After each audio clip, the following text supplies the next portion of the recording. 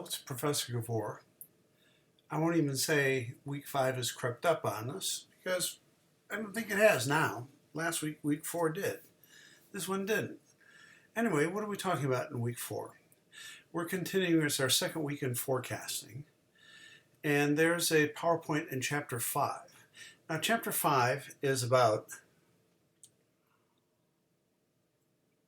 time series analysis, and that's where the x-axis is always time-based. This is the kind of forecasting most people do in business. In last Wednesday night's session, we introduced the forecast accuracy measures of mean absolute deviation, or MAD, mean squared error, or MSE, and mean absolute percent error, MAPE, which is what most people use. In the homework, they were asking you to, a lot of times, to go by MSE. Ignore that. Go by MAPE or MAD, whichever one you like. There's no need to go to MSE.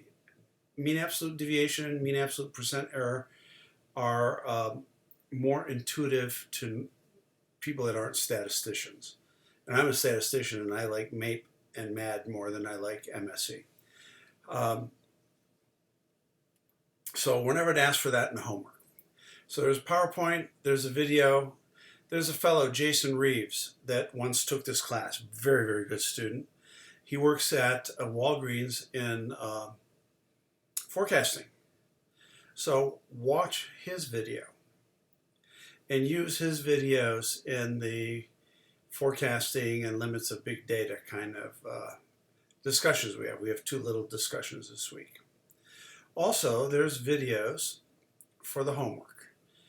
Predicting a stock using regression, predicting a stock using moving average, and predicting a stock using exponential smoothing. Please watch these videos. They will be helpful in your homework. So let's go over the assignments this week. There's no more papers. The only paper left is in week 7 to accompany your linear programming project, which will involve a team of 2. So here's 2 discussions. First one, forecasting in general.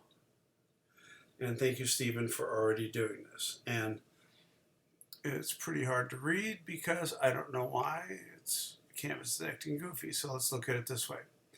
Everyone, please make a post of your own thread about the role forecasting plays in your current place of employment.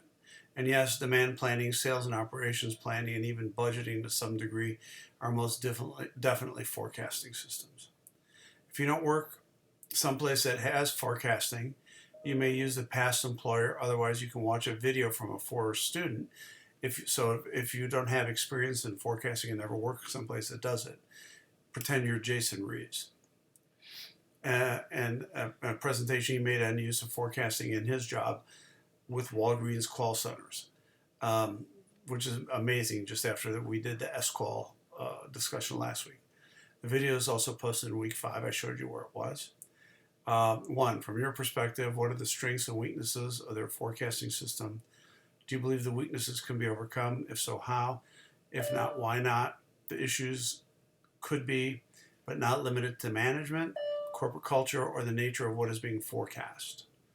Complete your first post by Thursday. In addition to this post, please comment on at least one other student. So there you go. That's discussion 5.1. And let's go to discussion 5.2, which is the limits of big data. So please read the Wall Street Journal article attached below and read the following blog post. My blog, by the way. And then post your reaction to the articles by Wednesday. Comment on a post of 2 other students. The basic premise here is that big data is supposed to be really cool, and you have lots of data, you have great correlations, you can draw conclusions.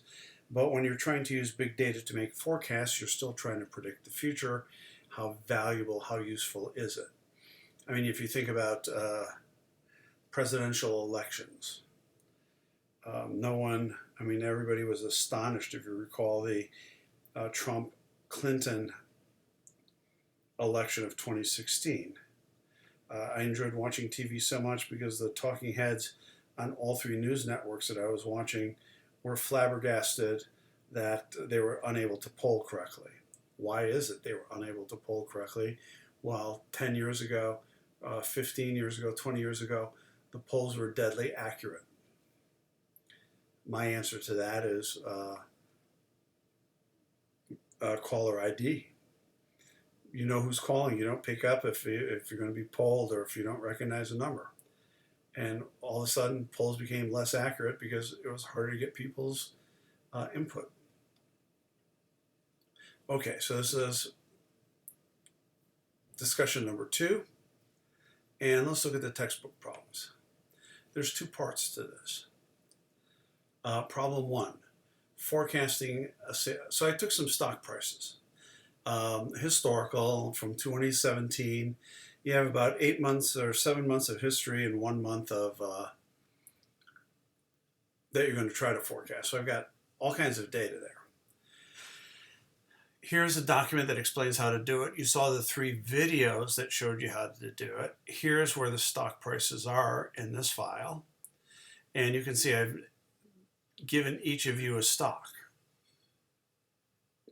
to look at. And if you look at it here, you'll see that right now we're looking at Walmart stock, which is the company that Benjamin will be looking at. And you can see it goes from 5/1 to 10/31. Some of them are in reverse order. You figure out how to reorder them if you want.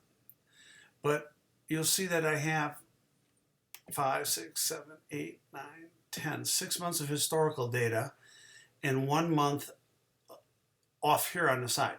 This is the month you're going to try to predict. We already know what the answers are, so we can, if you do your predictions, you can compare what your answer is to the actual. Do not use this data to forecast this data because theoretically at the time you're doing this, you don't know this data. Why use stock data? Well, it's real. And people are always trying to predict stocks. And the videos that I posted get a lot of views from outside my class. And people are saying, this is a stupid way to predict stock.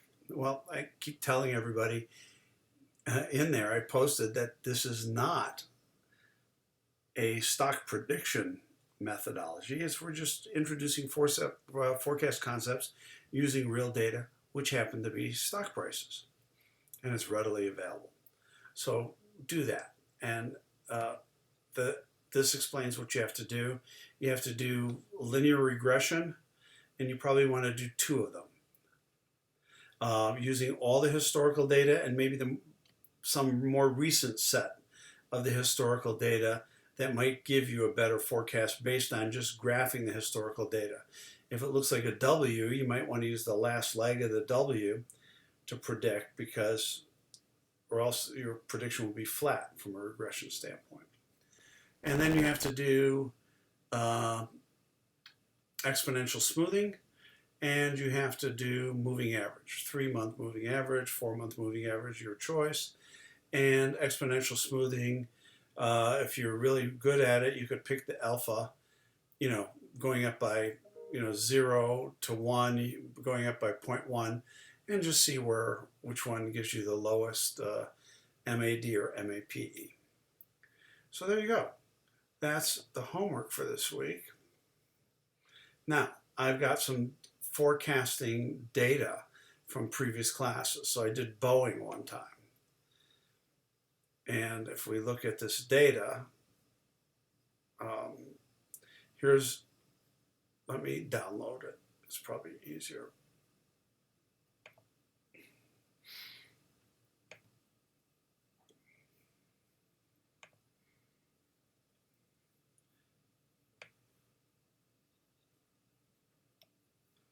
So here's the data. Here's my historical data. And what I did first was I graphed it. And I did simple linear regression. And I had, this is definitely like a W. It's not a great one. And so I used that to estimate here. And then I took the absolute error, the squared error, and the absolute percent error. And then I took the average of all those, and I got a MAD, an MSE, and a MAPE. Now, I probably want to, if I was going to trim it, which I don't think I did in this example, I might only use this data. And if I drew a line just on this data, and you have to figure out where that is here, of course, and did the same thing, so I would have a second regression, this would probably be more accurate, even though it seems like it's trying to make a turnaround again. So I don't know which one's going to be more accurate, if I just use this data, or maybe I use this data here from here to here. Looks like if I fit a line to that, it could be predictive of where it's going to go. Don't know.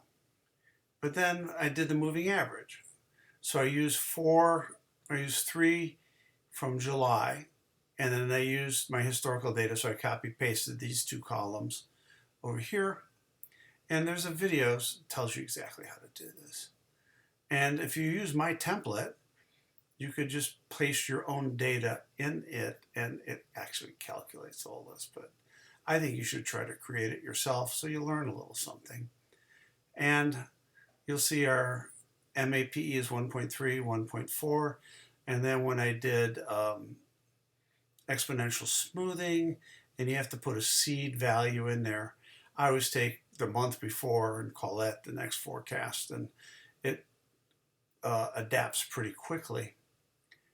And you can tell I didn't follow my own rule of having the same number of decimal places. Minus 2 points for me. But the MAPE here is 1.1%. So they're all relatively accurate in that regard. Being off by 1% is not a lot. Oftentimes in real forecasting in consumer goods, we're okay with plus or minus 30%. So that's the homework for this week.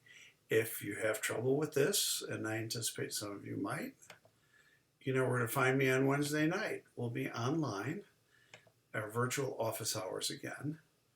And I'm happy to talk some of you through things if you want to share your files.